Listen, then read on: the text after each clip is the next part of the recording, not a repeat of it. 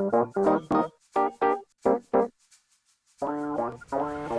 look at the history of professional basketball in Philadelphia.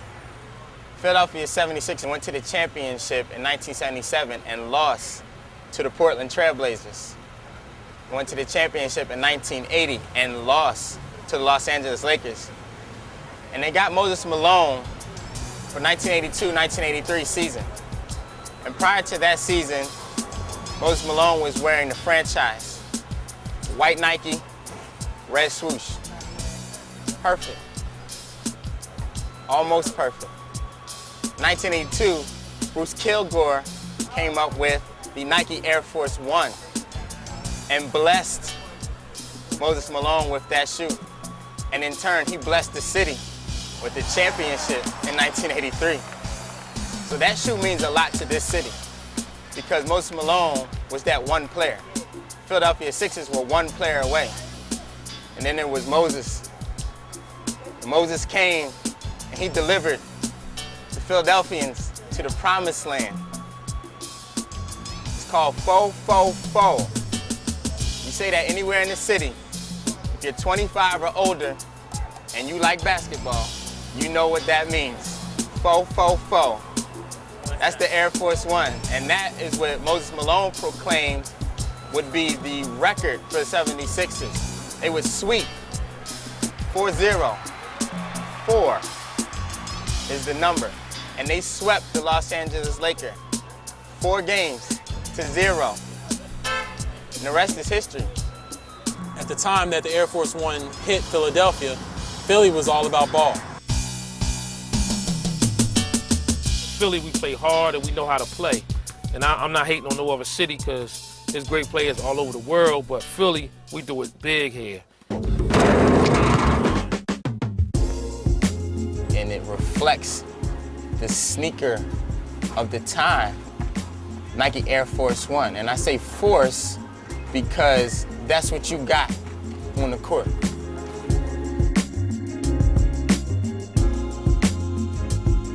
The major innovation with the Air Force One is obviously in the title of the shoe itself, you know, the air technology.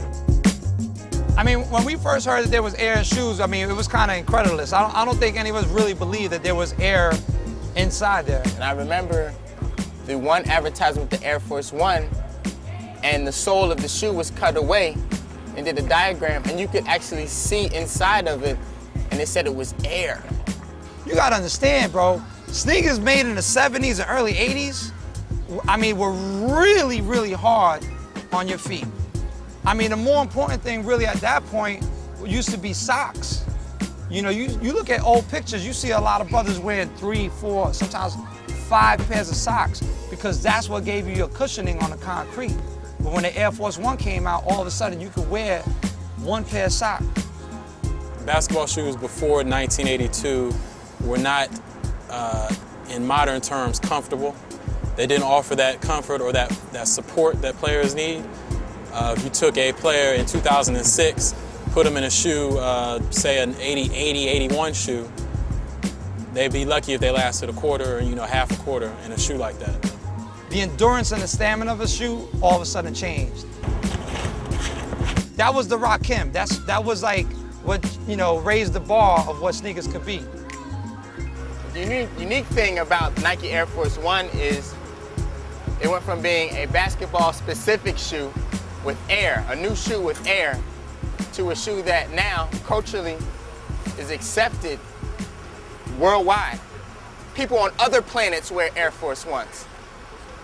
Martians wear Air Force One.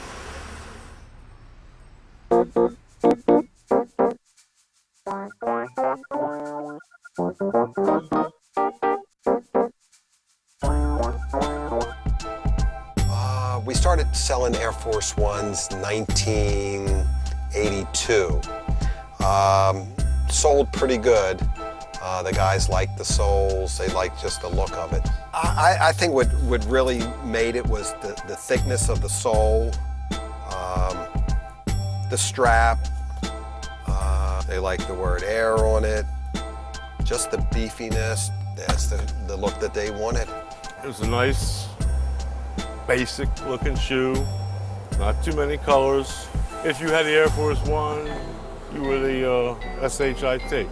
Back then in '82, shoes had what they called a run. Shoes would come out, be out for a certain amount of time, and they go away.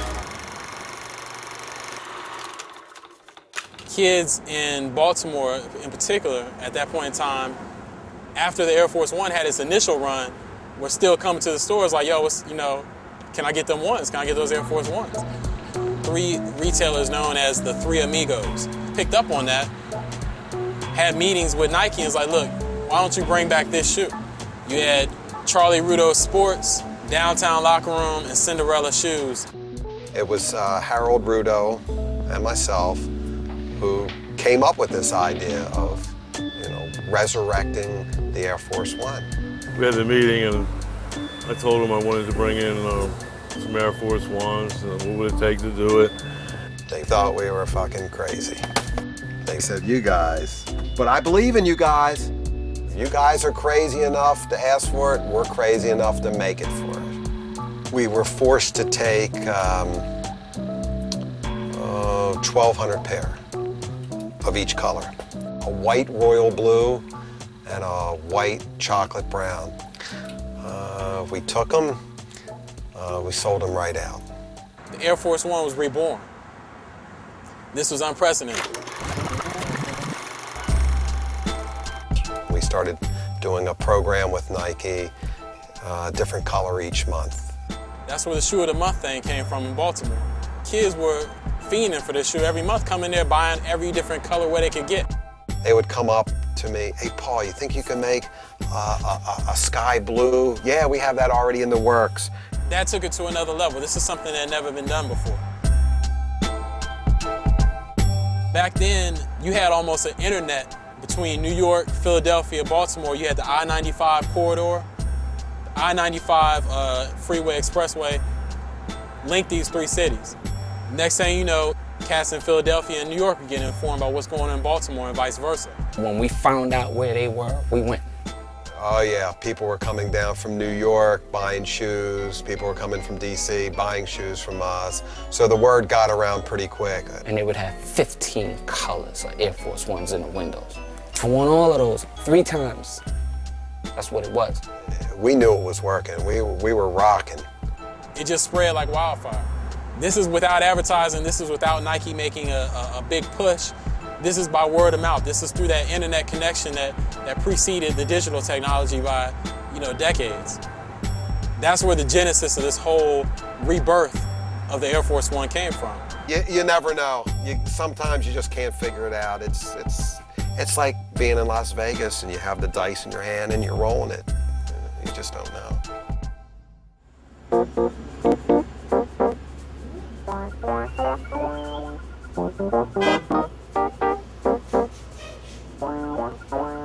I remember, I'll never forget that moment. I walked into the store and I saw these sneakers and I picked them up off the wall. And I was like, yo, what are these? I was intrigued. I wasn't sold on them right off the bat until I wore them.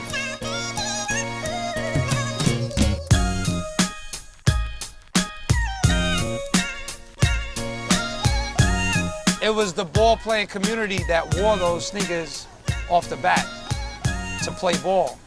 And then it started spilling off court. I remember a time when we wore basketball clothes all day long, like, you know what I mean, gym shorts and everywhere we went. And we had sneakers on, gym shorts, and a jersey or a tank top because we played ball. That's how we lived. Let me make a connection for you.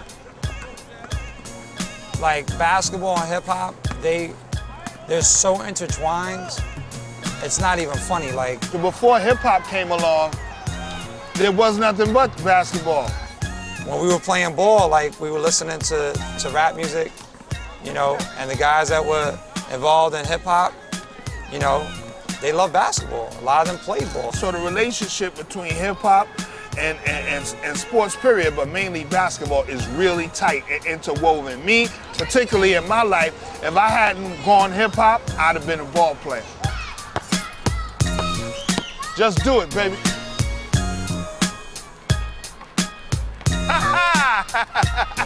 You know, so there's always been that connection of like hip hop, basketball, New York, and the styles mesh.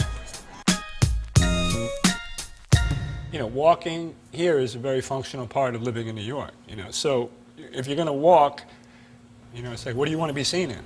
The New York kid, whether he's walking to school or walking to work or walking to his corner, whatever job he's doing, you understand, comfort is key, the components is key, and the bragging rights that the shoe gives you walking up the block is key. People that look down at your feet, you know what I mean? In New York, you know, people, eye contact after we get to know you, but before that, it's like, yeah, what's up? And then people looking down, you know what I mean? And if your shoe game is tight, hey, what's up? How you? Then they'll come up. You want these to stick out more than anything. Because the first thing somebody do is they look you in the eye, give you a pound, go to your foot. And you want that to be like, psh, you want to knock their head right back up. Like, woo! You can be bummy from head to ankle, but on your feet, it gotta be fresh.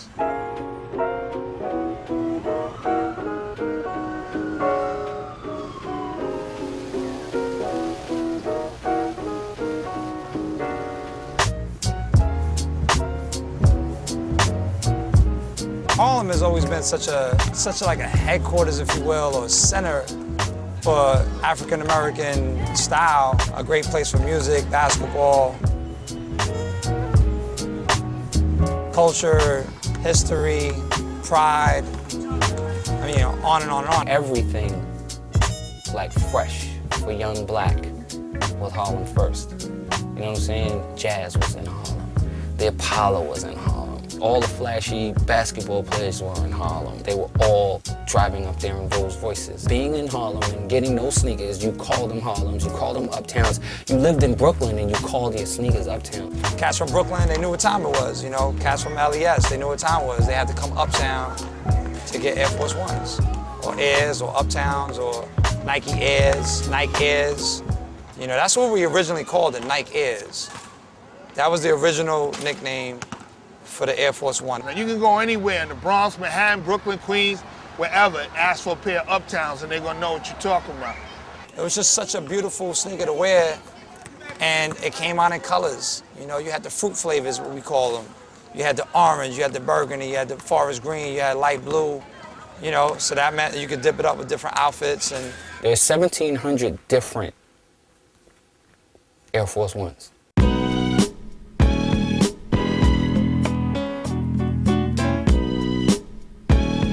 I mean, there is no other sneaker that made that many different variations. Do you know of any?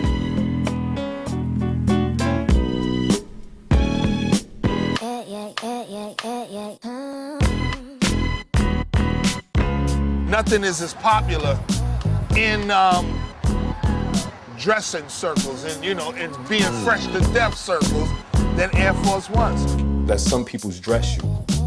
Like, they'll get fly, like, that's it, like, I wear with my linens, I put on my little tux with it, you know what I mean, like, and get married in them. Those are like one of those only sneakers that you can really do that and get away with it. Oh my goodness, I'm gonna kill them with these right here. These right here, go murder them. Woo, if somebody spill a drink, you really end up murdering somebody. See, it's not just about having an ill pair of sneakers, it's about putting it together properly. Because if you put it together properly, that neck that snaps breaks a little harder. It's just like, oh, he's just not wearing these sneakers and looking crazy. He's wearing the sneakers with the right shirt and the right hat, and he's killing them. Hip-hop people stay fresh. They're clothes horses. We're clothes horses. We like to look good, and some of us are really extreme with it. And when you have rappers or when you have people who are influencing the urban culture saying like, this is my brand of choice, you know, that makes a huge impact on a young kid. You know, because that kid wants to have anything that artist pretty much produces or uses.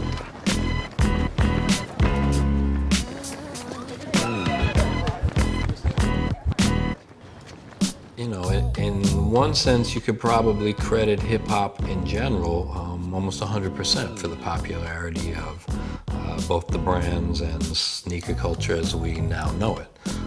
At the same time, it's a little bit the chicken and the egg, and hip-hop in general is a reflection of what's going on in the streets.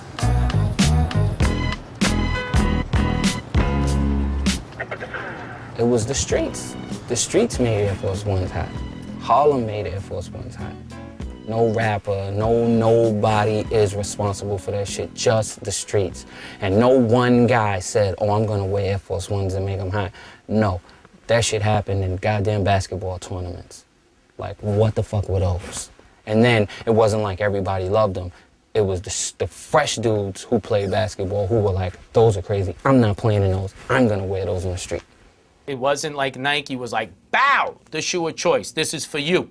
You know, it was something that was adopted. It was something that was real. It was something that happened slowly, one kid at a time, one community at a time.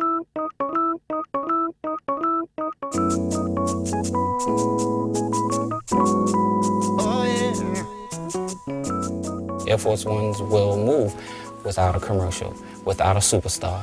They just put them on the shelves and watch them fly. Why? Simple, perfect sneakers. This is crazy things. Everyone rip off their shoes. Every fashion designers, everyone makes shoes based on this Air Force One. But still, maybe the Nike One is number one. When I look at all the SKUs that Nike produces, I still would have to say the Air Force One is probably the ultimate canvas for any designer.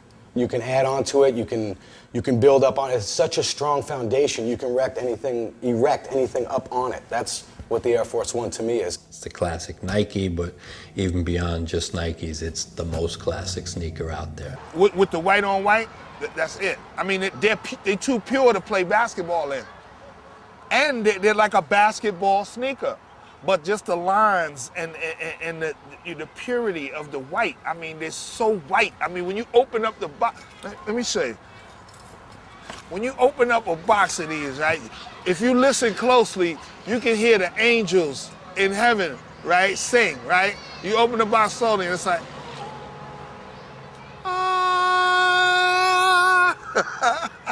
and you got these beautiful, pristine, white, all white ups with not a scuff on them. It's like, oh my God.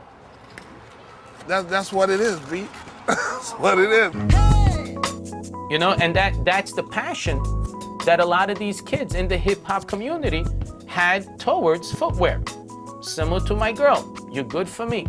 You touch me right, you feel right, you're gushy. I'm coming back.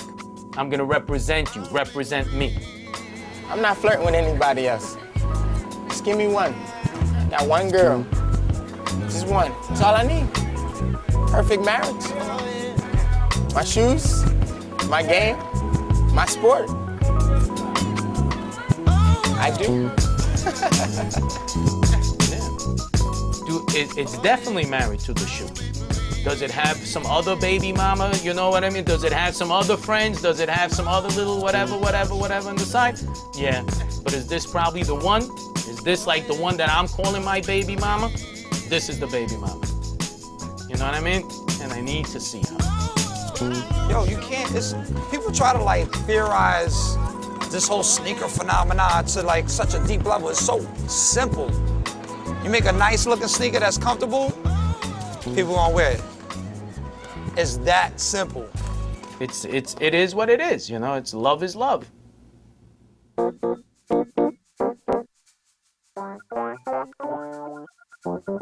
you.